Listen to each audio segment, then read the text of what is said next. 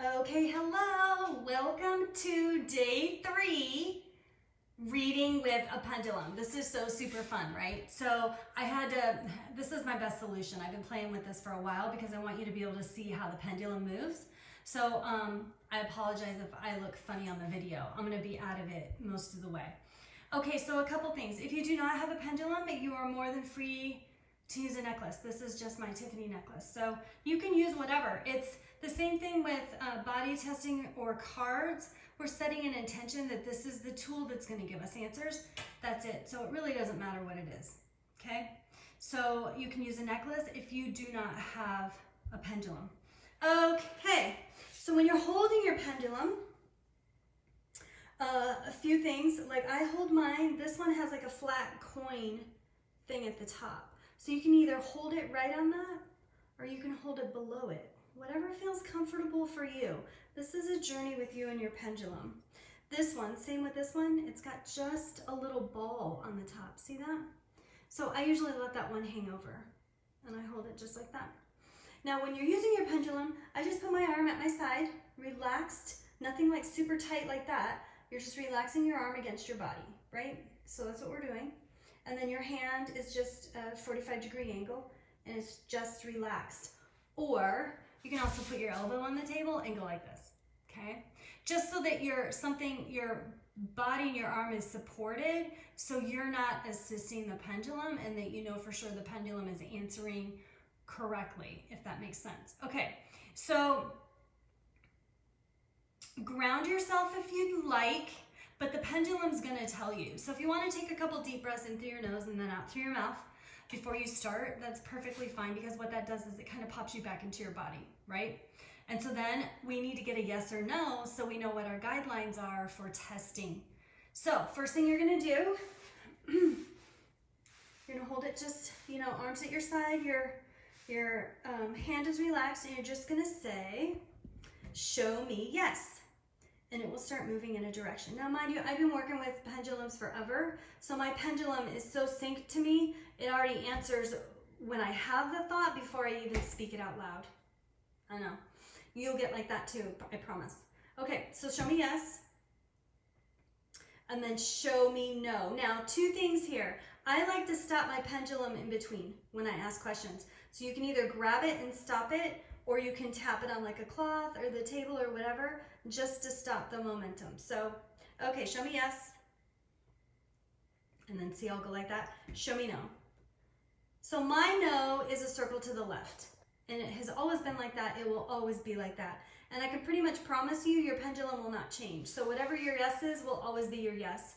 Whatever your no is will always be your no. Your no could be a straight line. It could be a circle to the other direction. It could be at an angle. Whatever comes up for you, don't question it. That's how your pendulum is communicating with you based on your energy. So there's no right, there's no wrong with that, okay? Now, before you start reading, let me see, is there anything else I forgot? Oh, so if you do it with your elbow down, it's the same kind of concept. So show me yes. Okay. And then show me no. And it instantly starts going into a circle. Okay? Now, we can do maybe too, because maybe is sometimes important.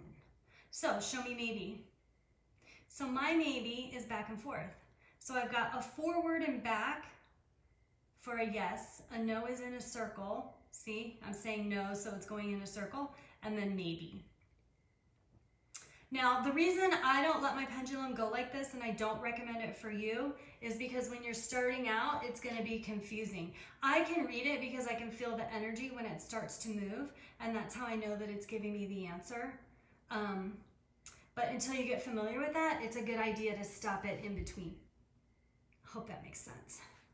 All right, so that's your yes, no, and your maybe. And so then you're going to ask permission. Most important part. Sometimes your higher self does not want the answers. Sometimes your body doesn't want to give you the answers. Sometimes it's not the right time. So you have to ask if it's the right time before you ask questions.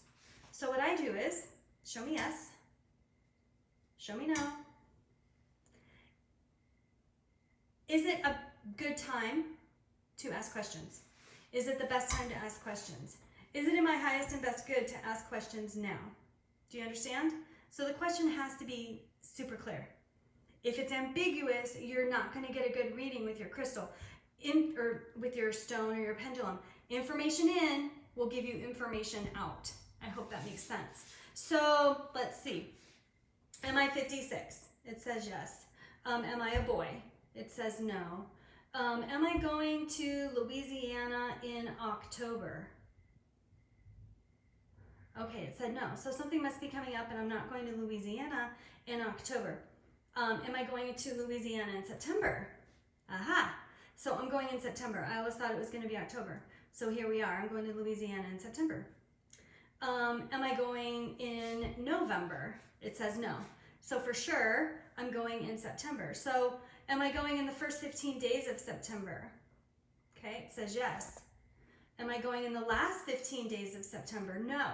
So then you can get down to the day if you want. Am I going on September 1st? That's a no. September 2nd? That's a yes. So I'm probably going to go at the beginning of the month. So do you understand? That's how you ask questions. Clear, you can do, is it 1? Is it 2? Is it 3? And in between each number, you want to stop the pendulum so that you get your yes or your no. So you're always asking questions, again, from a yes or no standpoint, because that's how the pendulum's going to answer you, yes and no, okay? So make sure you frame your questions with a yes or no, and if you get a funky answer, then what that means is you didn't ask the question clear enough. Reframe the question, re-ask it, and you should get a solid answer. Now, one of the fun ways I use pendulum is I use it combined with another tool. So sometimes when I do card readings for people, if they don't like the cards or they want more information about a specific card, I may do another pull, or I may pull out my pendulum and ask yes or no questions over the cards, or yes and no questions based on what the client says. So I've done it that way as well. So I use pendulums for food, for medicine. Do I take it? Do I not take it? That type stuff. Throw in for your highest and best if you could. That just solidifies that you're getting the clearest, cleanest information. So I think that wraps it up for pendulums. Beginner, obviously, right? It gets a little bit more in depth, but this gives you a really, really good solid way to be able to use your pendulum. So you could go back to your question on Monday from your cards, or your question from yesterday for your, not Monday, on Wednesday for your cards, or Thursday for your muscle testing, or you could come up with a brand new set of questions, practice asking the questions, and then seeing what you get and what your results are. And don't forget to share in the comments for points. And don't forget to share the Facebook group with people so that you get double points. All right, that's it. See you soon. And have fun with your pendulum.